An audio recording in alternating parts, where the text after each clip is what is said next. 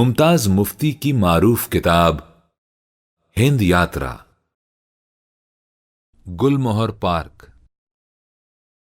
एक रोज शाम के वक्त जब हम हस्बे दस्तूर तुर्की हमाम से बाहर कीकर के दरख्त तले बैठे मक्खियां उड़ा रहे थे तो एक जायर भागे भागे आए और बोले, आपसे कोई मिलने आया है। आए न आए, मैंने सोचा मुझसे भला कौन मिलने आएगा। दिल्ली में सिर्फ एक आदमी था जिसे मैंने दिल्ली आने की इत्तला दी थी। पहले खत में लिखा था, मेरे दिल्ली आने के इम्कानात पैदा हो रहे हैं। दूसरे खत में लिखा था, अमीर खुसरो के ज़ायरीन में मेरा नाम शामिल हो गया है, अभी प्रोग्राम तय नहीं हुआ। तीसरे खत में लिखा था, हम 17 अगस्त को लाहौर से रवाना होंगे। उसी रात अमृतसर से दिल्ली को बजरिया रेल पहुंचेंगे। ये रेलगाड़ी 18 की सुबह को दिल्ली पहुंचेगी और जहां तक मुझे इल्म है हम हुमायूं के मकबरे के करीब जो स्काउट कैंप है वहां ठहरेंगे। और खबरदार, जो मेरे आने की इत्तला किसी अदब वाले या बेअदब को दी, वरना खतरनाक नताइज होंगे जो कत्लो गारत तक पहुंच सकते हैं। आखिरी खत मैंने रवाना होने से एक दिन पहले हवाला डाक किया था। जब गाड़ी दिल्ली स्टेशन में दाखिल हुई थी तो मैंने चोरी चोरी प्लेटफॉर्म का जायजा लिया था, इस उम्मीद पर कि शायद फिक्र स्टेशन पर आया हो। उसे वहां ना पाकर मैंने बेनियाजी से कहा था, नहीं आया तो क्या हुआ, लेकिन हुआ था कुछ कुछ। उसके बाद 3 दिन चोरी चोरी मैं ये उम्मीद लगाए बैठा रहा कि आएगा। जब वो ना आया तो मैंने खुद को हौसला दिया, आए ना आए क्या फर्क पड़ता है। इससे खासा फर्क पड़ गया था। दूसरे दिन एक साहब कैंप में आए। वो किसी दोस्त से मिलने आए थे। मैंने उन्हें फिक्र का फोन नंबर दिया कि उसे फोन करके इतला दें कि हम आए हुए हैं और कैंप में रिहाइश पजीर हैं। तीसरे दिन भी फिक्र ना आया तो मैं एलानिया फिक्र की आमद की उम्मीद को गुल करके बैठ गया। इसलिए उस रोज मुझे यह ख्याल ही ना गुजरा कि शायद फिक्र आया हो। फिक्र तौसवी मेरा पुराना दोस्त है। अगरचे उम्र में मुझसे बहुत छोटा है, लेकिन पैदाइशी बुढ़ा है। अंदर आग जलती है, ऊपर राख का ढेर है। अंदर से वो फिक्र ही फिक्र है, बाहर से तौसवी ही तौसवी है। हम दोनों। फिक्र तौसवी बरे-सगीर का जाना पहचाना शायर, नसर नवीस, तंज निगार और कॉलमिस्ट है। फिक्र और मैं पुराने दोस्त हैं। हम दोनों की तख्लीक एक ही खमीर से हुई है। हम दोनों ही दास्तोवस्की के इडियट हैं। दोनों ने एहसास कमतरी की दलदल में डूबते उभरते जिंदगी बिताई है। दोनों को मैं तो कुछ भी नहीं ने खा लिया, सहारा दिया, बना दिया। दोनों ही दुबले पतले, ठिगने काले, मीडियोकर, न गिनती में न शुमार में, न 3 में न 13 में। दोनों ही गुर्बत के मारे हुए, दोनों को पेट भरने के लिए सब कुछ गवारा। दोनों की गर्दनें लटकी लटकी, शाने झुके झुके, बशरे सहमे सहमे। फिक्र के पास एक अधूरी मुस्कुराहट थी जो दूसरों की निस्बत खुद को ज्यादा काटती थी। अब भी है, मेरे पास वो भी नहीं थी। दोनों गुस्से से जले हुए, मेरा भड़क उठने वाला, उसका दम पुख्त। दोनों ही अदब लतीफ के मुदीर थे। वो काम ही काम, मैं नाम ही नाम। तकसीम से पहले अदबी महानामा अदब लतीफ की बड़ी टैं थी। चारों तरफ अदबी हलकों में अदब लतीफ का तूती बोल रहा था। अदब लतीफ मूछों पर ताव दिए दानिश्वरों और अदबी नौरत्नों में शहंशाह की तरह बिराजमान था। ये सब ठाठ चौधरी की वजह से था। अदब लतीफ चौधरी बरकत अली का लाडला बच्चा था जिसे वो सीने से लगाए फिरता था। चौधरी बरकत अली। चौधरी बरकत अली भी अजब शय था। ऊपर से मूछ मरोड़ बाप, अंदर से है में वारी मां। एक तरफ गिन गिन कर चलने वाला कट्टर दुकानदार जो पली पल्ली जोड़ता है, दूसरी तरफ कुप्पा लुढ़ाने वाला गनी। एक तरफ घन घरज डिक्टेटर, दूसरी तरफ छपका छपका बच्चा। एक जानिब गुस्से से भरा हुआ भूत जो फप्ती उड़ाता है, पान पत उतार कर खुश होता है, बात मुंह पर दे मारता है।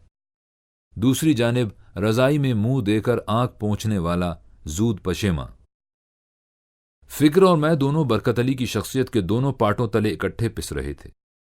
बहरहाल एक बात वाज़ेह है, अगर चौधरी बरकत अली ना होता तो मुमताज मुफ्ती ना होता। बाहर तौर हम दोनों, फिक्र और मैं, एक ही कश्ती में सवार थे। ये कश्ती चौधरी बरकत अली था। ये कश्ती डगमगाती थी, डोलती थी, डूबती थी, उभरती थी, लेकिन मंजिल की तरफ चले जा रही थी। भगोड़े। सबसे बड़ी बात यह थी कि फिक्र और मैं दोनों ही भगोड़े थे, घर से भगोड़े। फिक्र की मंजिल अदब थी, मैं महज इत्तेफाकन अदब में आ निकला था। वो घर से इसलिए भागा था कि दुनिया को बदल दे, अमीरी गरीबी का फर्क मिटा दे, थानेदार की मुर्गी को जियो सारबान की सूखी रोटी में बदल दे, जियो सारबान की सूखी रोटी पर मक्खन लगा दे। फिक्र बड़ा लंबा फासला तय करके अदब लतीफ में पहुंचा था। उसने रास्ता पा लिया था, इसलिए समझता था कि मंजिल कुछ दूर नहीं। दफतन तकसीम के फसादात शुरू हो गए। मशरकी पंजाब से खून के भबाके उठे और लाहौर पर छा गए। मुसलमानों के कत्लो गारत की खबरों ने लाहौर में हलचल मचा दी। अमृतसरियों ने लाहौरियों को चूड़ियां भेजीं। लाहौरिये शहद की मक्खियों के छत्ते की तरह छिड़ गए। भिन भिन भिन भिन भिन। लाहौर में हिंदुओं का रहना खतरनाक हो गया। फिक्र घबरा गया, अब क्या करे। वो हिंदू था न मुसलमान। वो जो जग को समझाने के लिए घर से निकला था, जग के गैज़ो गज़ब के धारे में बेबस तिनका बनकर बह गया। मजबूरन उसे शरणार्थी बनकर हिंद में पनाह लेनी पड़ी। तकसीम का असर फिक्र पर भी हुआ और मुझ पर भी। उसका मजहब पर से एतमाद उठ गया। मैंने जिंदगी में पहली बार शिद्दत से महसूस किया कि मैं मुसलमान हूं। वो सोशलिस्ट बन गया, मैं मुसलमान बन गया। हिंद में फिक्र ने खुलकर अपने कलम का नश्तर चलाया और वो प्याज के छिलके खोलने के एवज मिलाप का कॉलम निगार बन गया। मैं वही नूरदीन का नूरदीन ही रहा। अधूरी मुस्कुराहट। जब एक जायर ने मुझे इत्तला दी कि मुझसे कोई मिलने आया है तो मैं हैरान हुआ। मुझसे भला कौन मिलने आएगा? फिक्र को तो मैं अपने जहन से खारिज कर चुका था। अभी मैं सोच ही रहा था कि फिक्र तौंसवी मेरे रूबरू आ खड़ा हुआ। उसके चेहरे पर वही अधूरी मुस्कुराहट थी। मैंने चिल्लाकर कहा, अरे तू फिक्र है क्या? नहीं नहीं, मैं नहीं मानता। तू तो कोई बूढ़ा खूसट है, तू फिक्र नहीं है। अबे तू तो मुझसे भी ज्यादा बूढ़ा हो गया है।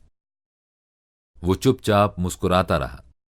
फिक्र के पास अजली तौर पर इजहार के लिए कुछ भी नहीं था, ना अल्फाज, ना इशारा, ना आवाज, खाली खूली एक चुप, जिस पर वो अधूरी मुस्कुराहट यूं टंगी रहती है जैसे खूंटी पर लंगोटी। मैंने कहा, छोड़ भाई ये बहरूपियापन। तू तो मुझसे 15-20 साल छोटा था, लेकिन अब तो तू मुझसे कहीं बड़ा दिखता है।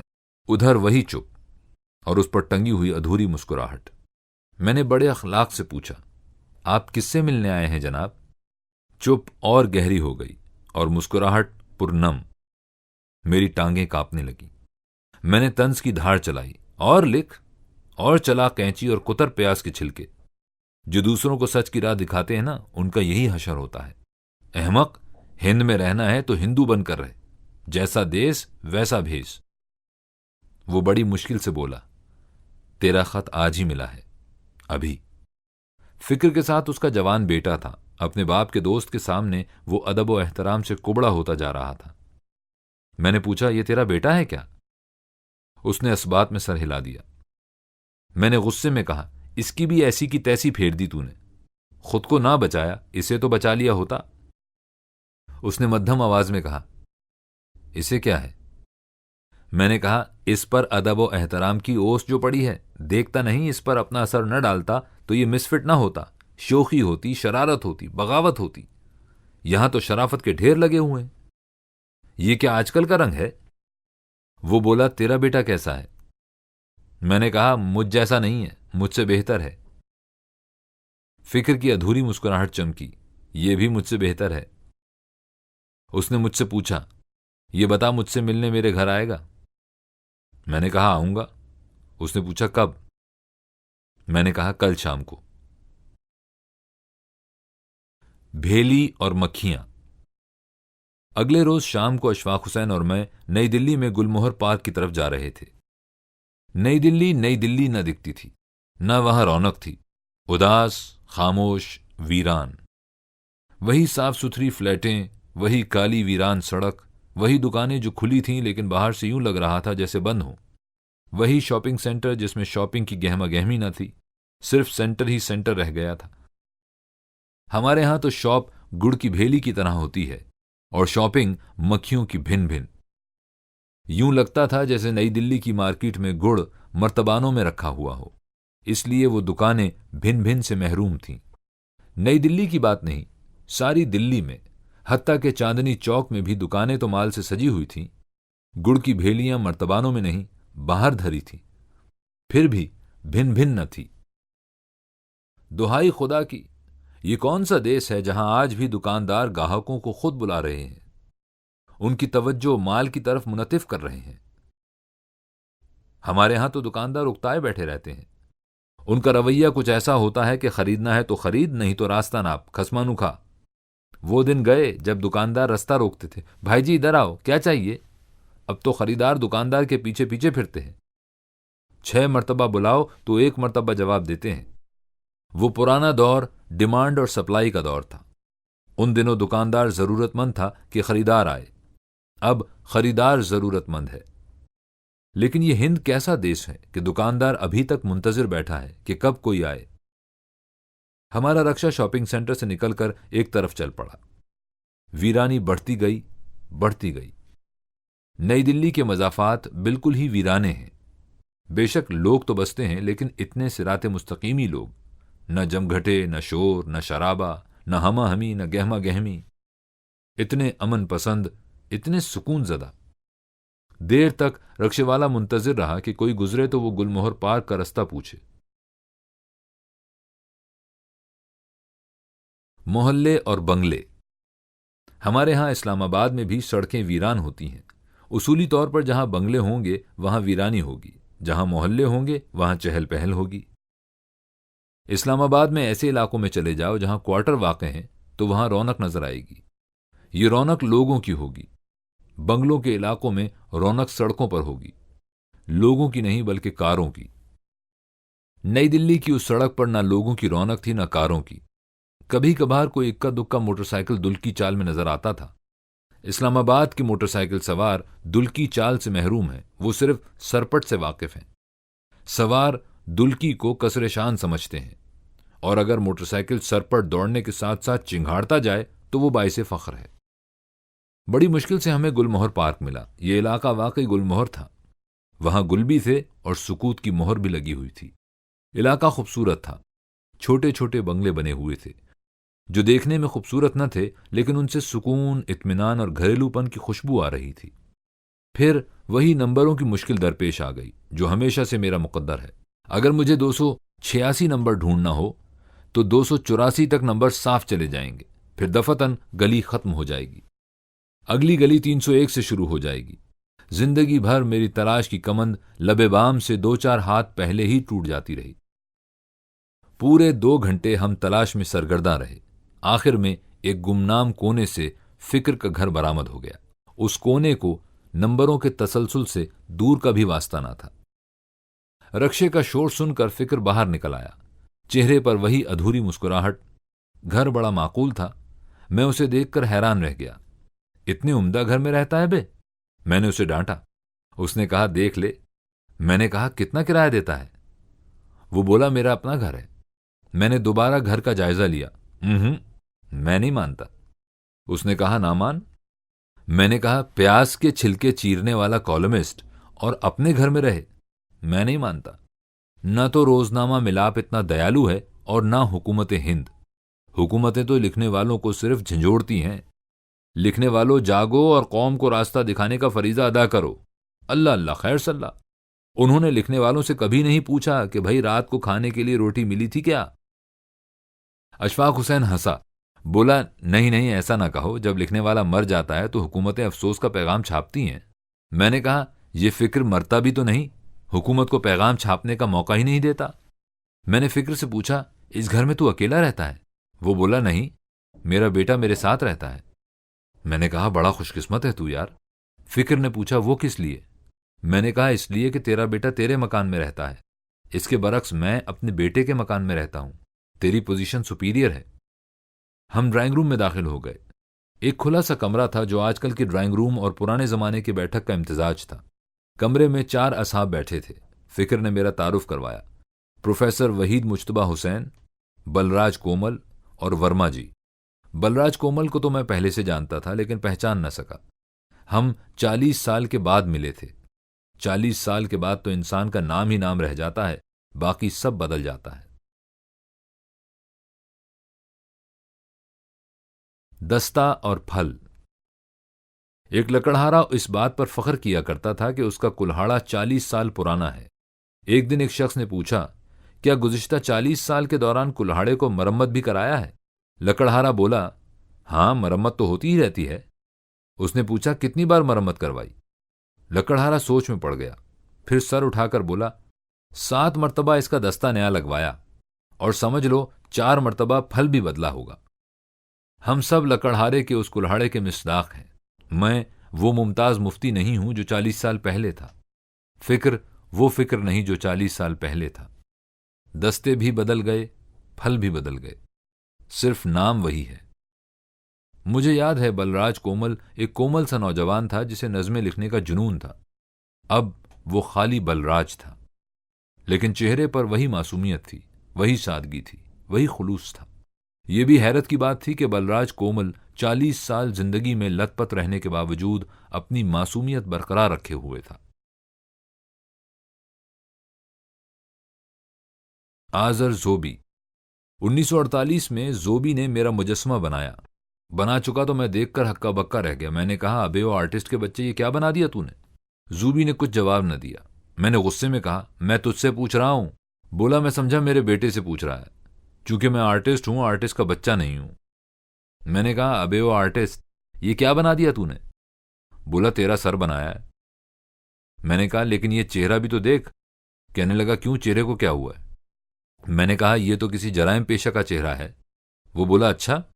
मैंने कहा, मेरे चेहरे में शर तो नहीं, इसमें तो शर है। जूबी कहने लगा, मुझे तो जैसा दिखा बना दिया।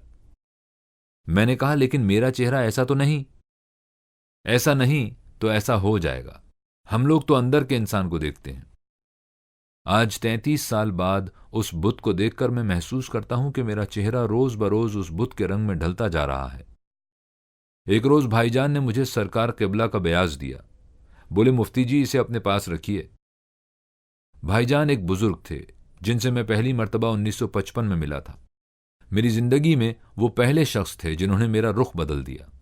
मैंने कहा, भाईजान, ये सरकार किबला का बयाज है, मुझे रखने के लिए ना दीजिए। बोले, वजह?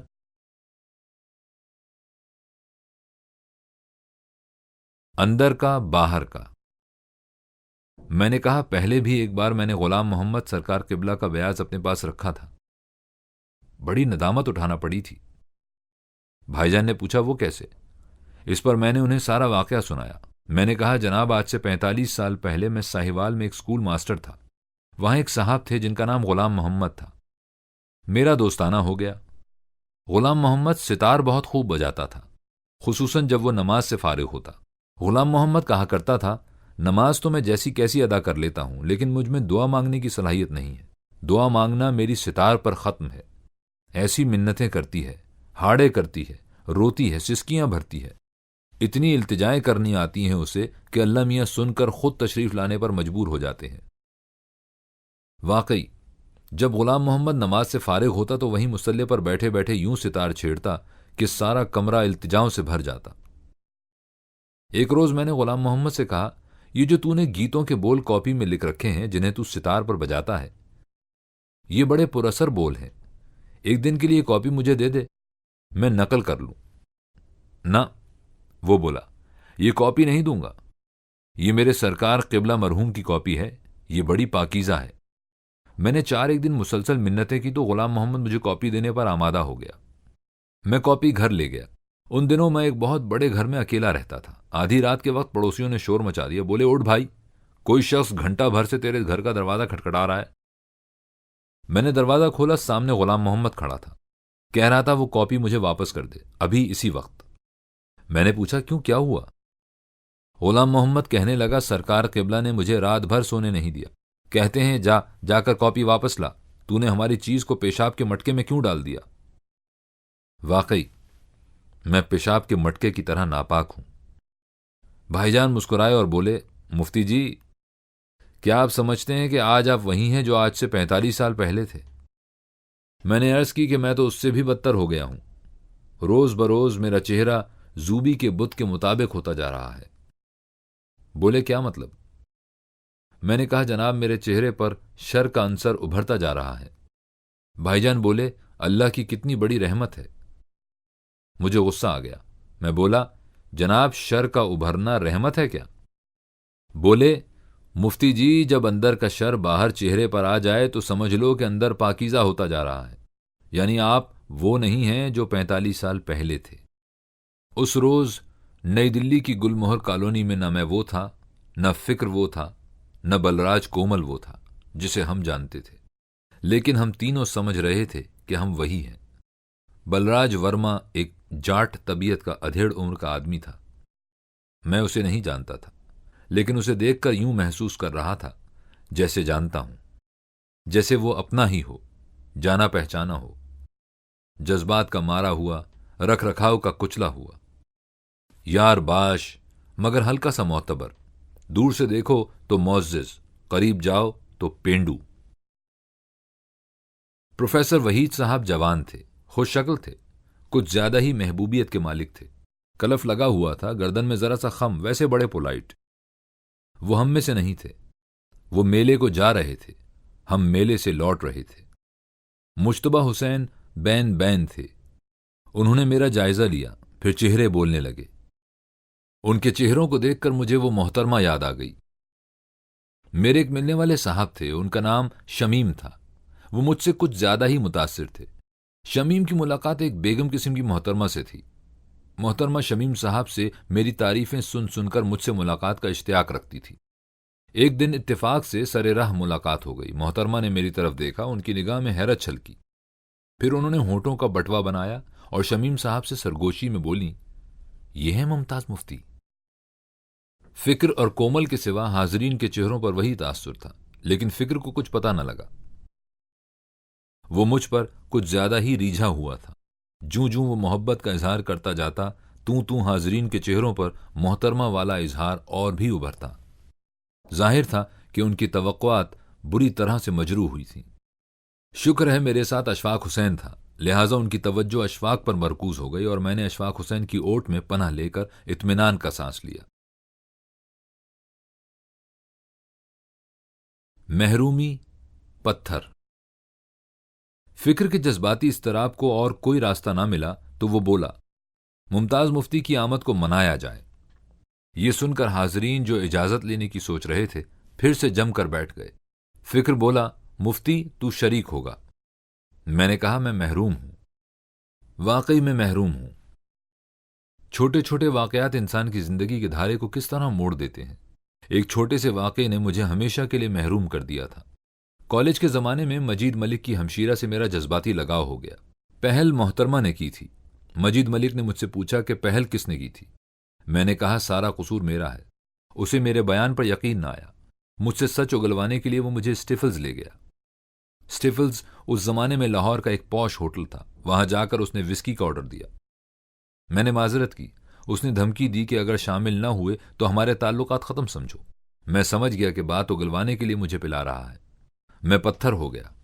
मैं अपना बयान नहीं बदलूंगा, नहीं बदलूंगा। उस रोज मैंने पहली मर्तबा पी थी। फिर जब भी पी, पत्थर बन गया। यूं वो चीज जो छलकाकर छींटे उड़ाती है मेरे लिए पत्थर साज होकर रह गई। फिक्र ने पूछा, हमें इजाजत है? मैंने जवाब दिया, बिल्कुल। वो अशफाक हुसैन से मुखातिब हुआ, आप? अशफाक हुसैन बोला, मैं बीमार हूं। फिक्र ने अपने बेटे को आवाज दी, बोतल ले आ। हाजरीन के चेहरे खिल गए। जब हम अमृतसर में सिख के तांगे पर हॉल बाजार के चक्कर लगा रहे थे तो लोगों को शिद्दत से मसरूफ देखकर मैंने कहा था, ये लोग मसरूफियत के खौल में क्यों रहते हैं?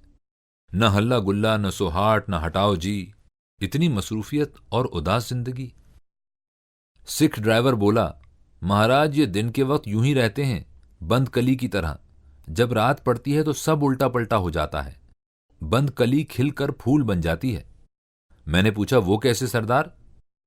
वो बोला, महाराज रात को बोतल जो खुल जाती है।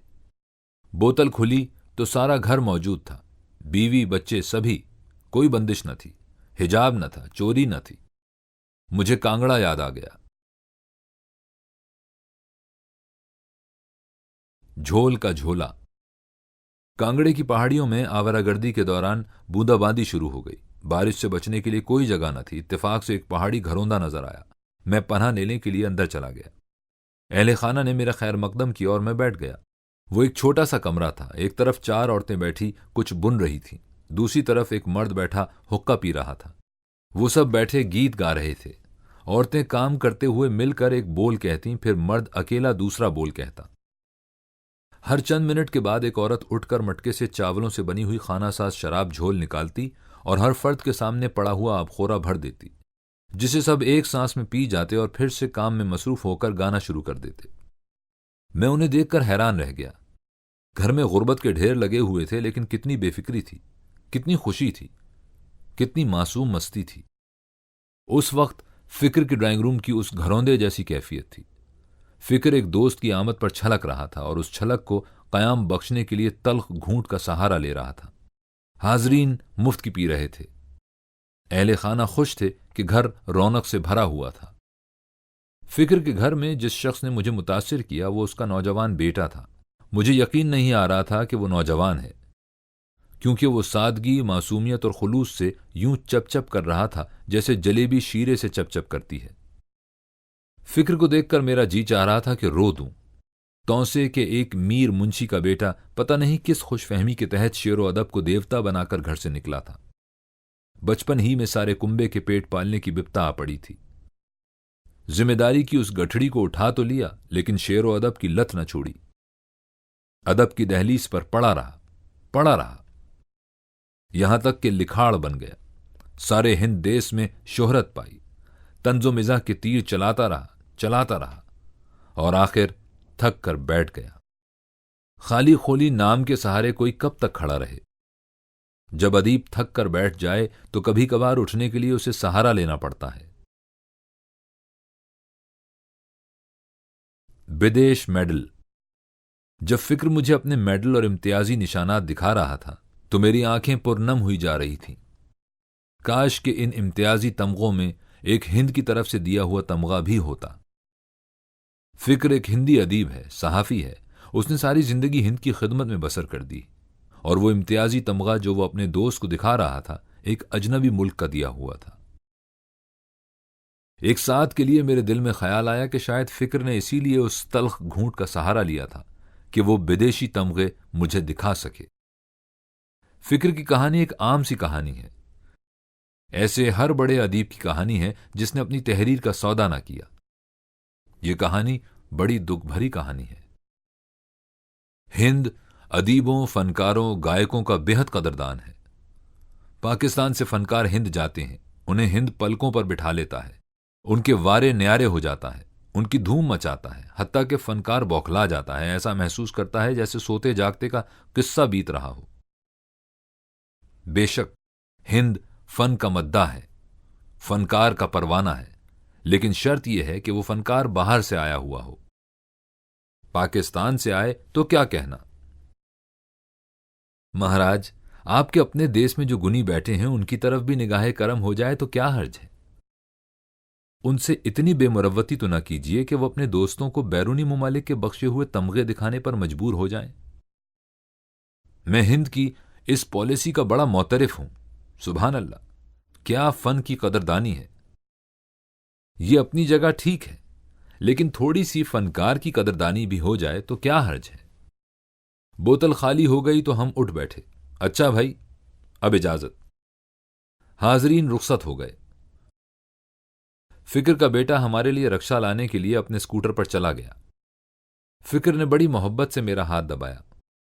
बोला, कुछ लिखेगा? मैंने पूछा, क्या? अफ्यून की लत। मैंने पूछा, क्या? बोला, सफरनामा। मैंने कहा, दिल्ली का? कहा, हां। मैंने कहा, क्या फर्क पड़ता है? बोला, पड़ता है। मैंने कहा, तूने जिंदगी भर लिखा है। उसने असबात में सर हिलाया। मैंने कहा, मुझसे बेहतर लिखा है। उसने कहा, नहीं। अधूरी मुस्कुराहट बूढ़े चेहरे पर फिर से लटकने लगी। मैंने कहा, मैंने कहानियां लिखी, झूठी कहानियां। पता है मेरी बीवी क्या कहती है? उसने कहा, क्या कहती है? मैंने कहा, कहती है बस कर अब। उसने पूछा, क्यों? मैंने कहा, कहती है क्यों झूठी कहानियां लिख लिख कर अपनी आकबत बिगाड़ रहा है। उसने कहा, यह भी यही कहती है, मेरी घरवाली। मैंने कहा, तूने तो हिंद समाज को निखारने के लिए लिखा है। वो बोला, हां, इसी ख्याल से। मैंने कहा, फिर क्या पाया? वो बोला, खोया तो नहीं। मैंने कहा, खोया, बिल्कुल खोया, खो दिया। उसने पूछा, क्या? मैंने कहा, खुद को खो दिया। वो सोच में पड़ गया। अच्छा। मैंने कहा, फिक्र बड़े बड़े लिखने वालों ने लिखा, हम तो उनकी खाके पा भी नहीं हैं। वो बोला, सच है। फिर क्या हुआ? मैंने कहा, कुछ भी नहीं, यही हमारा मुकद्दर है। तेरे पास दिखाने के लिए विदेशी तमगे हैं, मेरे पास वो भी नहीं है। बड़ों की शोभा। उसने आह भरी। अच्छा, तो तू सफरनामा नहीं लिखेगा? मैंने कहा, क्या पता लिख दूं, ये जो अफयून खाने की लत पड़ी है इसके हाथों मजबूर हो जाऊं। वो बोला, अच्छा होगा। मैंने कहा, तेरी खुशफहमी ना गई। उसने जवाब दिया, और मेरे पास है ही क्या जिंदगी बिताने के लिए। मैंने कहा, सच कहता है तू? उसने पूछा, हमारे हक में लिखेगा? मैंने कहा, तेरे? कहने लगा, नहीं, हिंद के। मैंने कहा, हिंद एक बहुत बड़ी ताकत है, मेरी क्या हैसियत है, न मेरी न मेरे मुल्क की। मेरा मुल्क एक छोटी सी पनागाह है। हिंद जैसे अजीम मुल्क के मुतालिक मैं क्या लिख सकता हूं? सिर्फ एक दरखास्त है, एक मिन्नत है, एक विनती है। उसने पूछा, वो क्या? मैंने कहा, वो ये कि हे हिंद महाराज, तुम बड़े हो तो दूजों से ऐसा सलूक करो जो बड़ों को शोभा देता है। रक्षे के शोर ने हमारा सिलसिला कलाम काट दिया। फिक्र ने मोहब्बत से मेरा हाथ दबाया और वही अधूरी मुस्कुराहट फिर से टांग ली। वापसी पर नई दिल्ली बिल्कुल ही ठप थी। दुकानें बंद थीं, फुटपाथ पर इक्का दुक्का आदमी चल रहे थे। सड़कें चुपचाप लेटी हुई थीं, जैसे आराम कर रही हों। बत्तियां जल नहीं, सुलग रही थीं। हालांकि अभी 9 बजे थे। रास्ते में अशफाक हुसैन और मैं बातें कर रहे थे। इस्लामाबाद की बत्तियों से बात शुरू हुई, पिंडी की बत्तियों तक पहुंची। दफतन रिक्शा ड्राइवर बोला, महाराज आप पिंडी से आए हैं? हमने जवाब दिया, बिल्कुल। वो खामोश हो गया।